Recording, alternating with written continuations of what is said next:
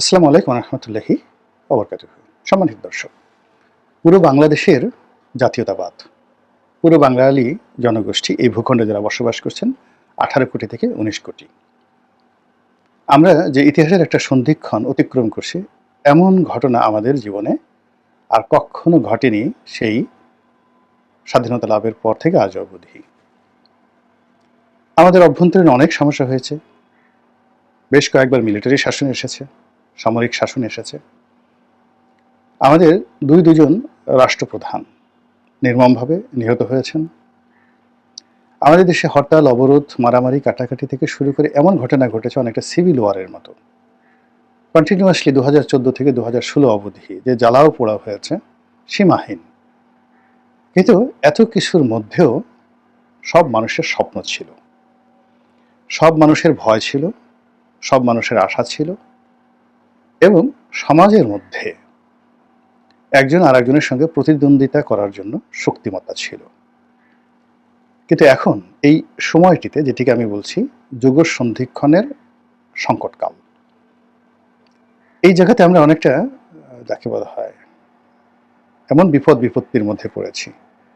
অনেকটা ঠিক সন্ধিক্ষণ কি বলবো, যাকে বলা হয় গেড়াকল, অনেকটা কেসিকল বা ভেস্ত দোজকের মাঝামাঝি, অথবা ধরুন ভূমিকম্প হচ্ছে বা নদী ভেঙে যাচ্ছে।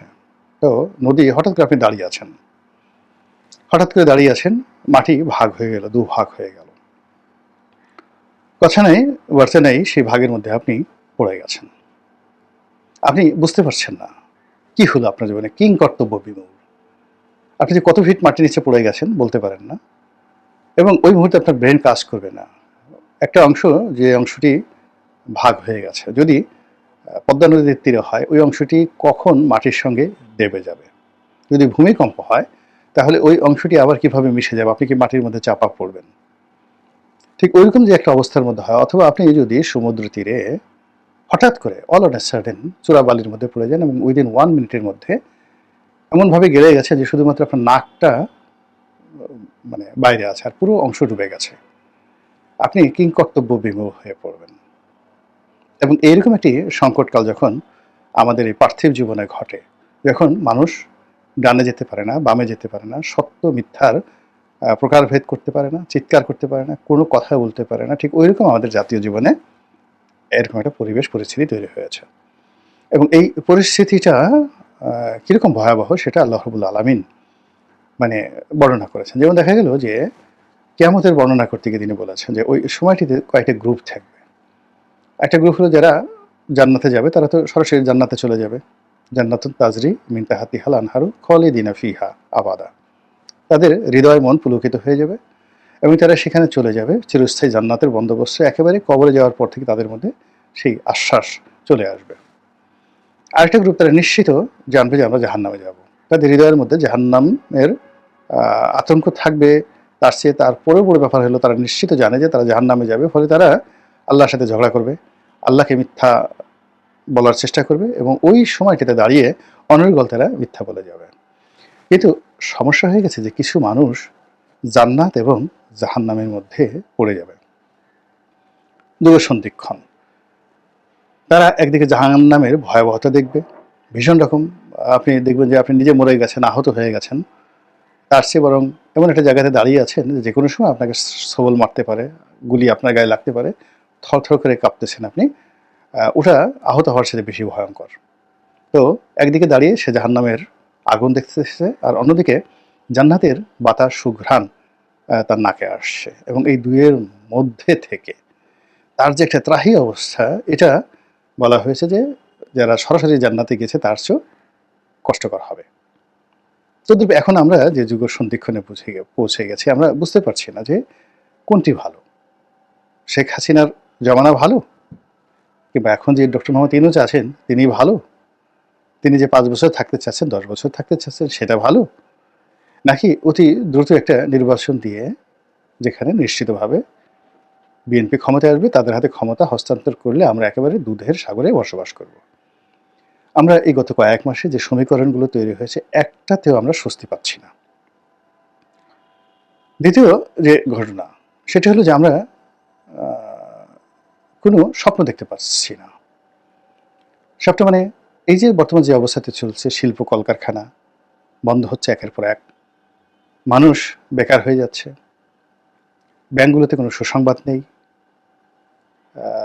জাতীয় যে উৎপাদন, গ্রস ন্যাশনাল প্রোডাক্ট জিএনপি কিংবা জিডিপি, এর কোনোটাতেই মানে আমাদের সুসংবাদ তো দূরের কথা, দুঃসংবাদ দুঃসংবাদ দুঃসংবাদ, যেটা মানে এমন একটা পর্যায়ে চলে আসছে, মানে একেবারে যাকে বলা হয় জিডিপি যেখানে নেমে এসেছে এই জায়গাতে, অর্থাৎ মানে যেটি 7% জিডিপি বা 7.5% যেটা জিডিপি ছিল সেটা এখন বিলো 4%, 4%-এর নিচে চলে এসেছে।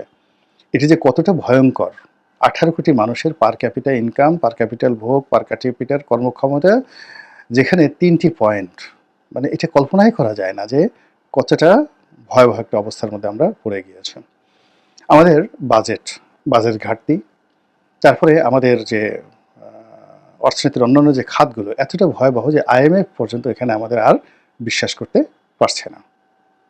তো এইরকম একটা অবস্থার মধ্যে আপনি দুঃস্বপ্ন দেখবেন, কান্নাকাটি করবেন, নাকি বেঁচে থাকবেন? এর কারণ হলো একটি পুরুষের জন্য, একটা নারীর জন্য এর চেয়ে আর কোনো কষ্টের হয় না। অতি সম্প্রতি আমরা যে জিনিসটা দেখেছি গাজাতে, তো সেখানে সাপ্লাই চেইন বন্ধ করে দেওয়া হয়েছে এবং তাদের যারা গাজাবাসী আছেন তাদের প্রধান সমস্যা হলো পানির সমস্যা। কোথাও এক ফোঁটা পানি নেই, এবং কোথাও কিছু পানি রয়েছে, সেই পানিগুলো সংগ্রহ করার জন্য গাজাবাসী নিজেরা মারামারি করে এক পক্ষ অপর পক্ষকে মেরে ফেলছে অভ্যন্তরীণভাবে।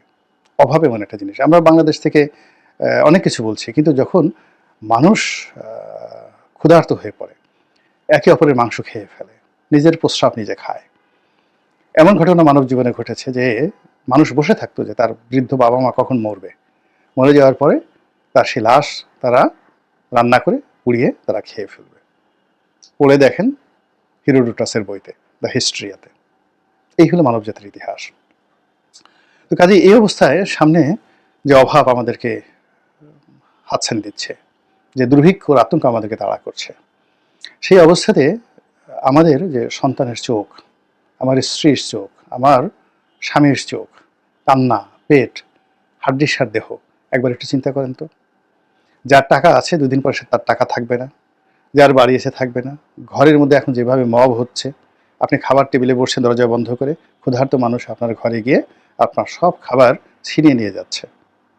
এখন এই যে মব সন্ত্রাসগুলো হচ্ছে, এই মব সন্ত্রাসের যে ঘটনাগুলো, স্বামী স্ত্রী শুয়ে আছে, সেখান থেকে তাদেরকে বলছে তুই আওয়ামী লীগ করো, ঘরের ভিতরে বেডরুমে ঢুকে যাচ্ছে। তো সেখানে আপনি খাবার টেবিলে যদি অভাব দেখা দেয়, তাহলে আপনি খাবার টেবিলে এখন যে পোলাও কোরমা খাচ্ছেন, এটা আগামী দিনে খেতে পারবেন তার কোনো নিশ্চয়তা আছে?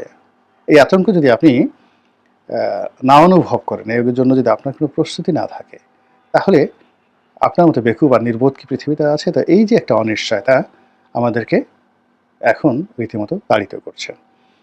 এরপর আমরা সেই 1971 সালে যুদ্ধ, সেই যুদ্ধ ছিল যাকে বলা হয় এক মানে বহুপাক্ষিক নয়, একপাক্ষিক, মানে আমরা পাকিস্তান এবং তার দোসরদের বিরুদ্ধে আমরা যুদ্ধ করেছি, এবং খুবই স্বল্পকালীন একটা যুদ্ধ ছিল। অর্থাৎ আপনি যদি ধরেন তারা মানে মার্চ তারা 25শে মার্চে তারা যে অপারেশন সার্চ লাইট করলো, তো সেখান থেকে মার্চ, এপ্রিল, মে, জুন, জুলাই, আগস্ট, এই পুরো সময়টি পর্যন্ত তাদের যে অপকর্ম, এটা কেবলমাত্র শহর কেন্দ্রিক ছিল। বর্ষাকালে তারা গ্রামগঞ্জে ওভাবে ছড়িয়ে পড়েনি, শহর কেন্দ্রিক ছিল।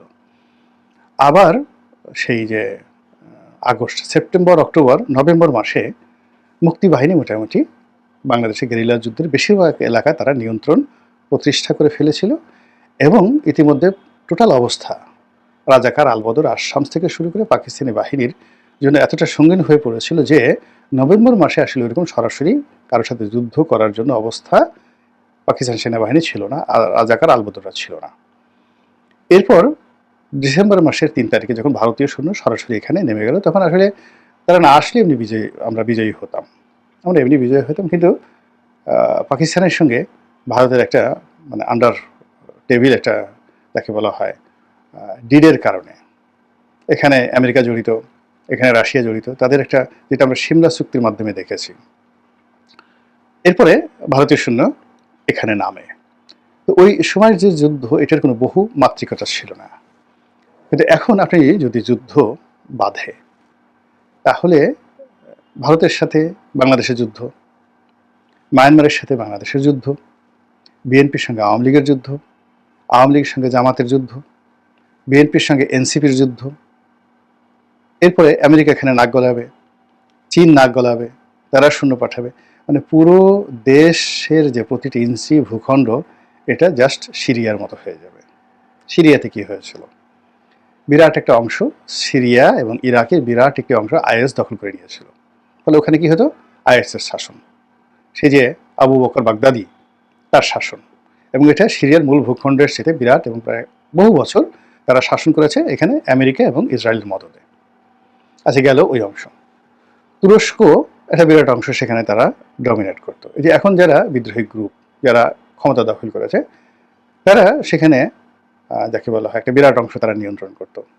সরকার কেবলমাত্র দামেস্কো এবং আরও 2-3টে শহর, দামেস্কো এবং মসুল, এই দুটো শহরে তারা, ইরাকের মসুল না, দামেস্কো এবং আরেকটি শহর, এই দুটো শহরে তাদের কর্তৃত্ব ছিল, মানে আসাদ বাহিনীর। আর আসাদ বাহিনীর উপরে একছত্র কর্তৃত্ব ছিল হুতিদের, হিজবুল্লাহর এবং ইরানের জয়েন্টলি।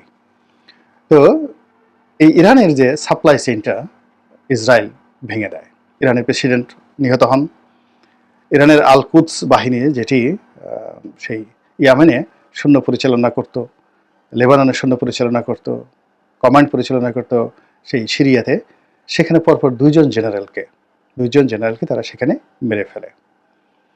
এবং একই সঙ্গে ইসমাইল হানিয়া, তাকেও তারা মেরে ফেলে। একদম ইরানে যখন সে মিটিং করতে গেছে, ঠিক সেই সময়টাতে ইসমাইল হানিয়া, মানে হামাসের যিনি প্রধান, তাকে মেরে ফেলা হয়। এবং পরবর্তী আরও কয়েকজন কমান্ডারকে মেরে ফেলে পুরো চেইন অফ কমান্ডটাকে ভেঙে দেয়। ভেঙে দেওয়ার ফলে কী হলো? এই আসাদ সরকারের পতন হয়ে গেল, তাকে রক্ষা করতে পারেনি ইরান। ফলে কী হচ্ছে, এখন পর্যন্ত সিরিয়া যে আনস্টেবল অবস্থায় রয়েছে, সেই আনস্টেবল অবস্থা কতদিন লাগে এটা আমরা এখন পর্যন্ত বলতে পারি না। তো তদ্রূপ এখন চিন্তা করুন যে বাংলাদেশ সেই দ্বিতীয় সিরিয়া হওয়ার যে অনিশ্চয়তার মধ্যে পড়েছে, সেই অনিশ্চয়তা থেকে মুক্তি পাওয়ার জন্য আপনার আমার শারীরিক, মানসিক, আর্থিক প্রস্তুতি আছে তো? যদি তা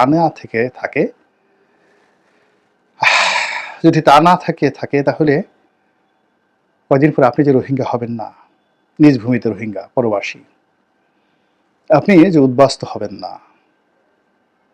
আপনাকে যে এখন আওয়ামী লীগের যে লাখ লাখ লোক বিদেশে পালিয়ে গেছে, বাংলাদেশের মাটিতে আওয়ামী লীগের লোকজন যেভাবে পালিয়েছে, আপনাকে যে পালিয়ে থাকতে হবে না, তার কি কোনো গ্যারান্টি আছে?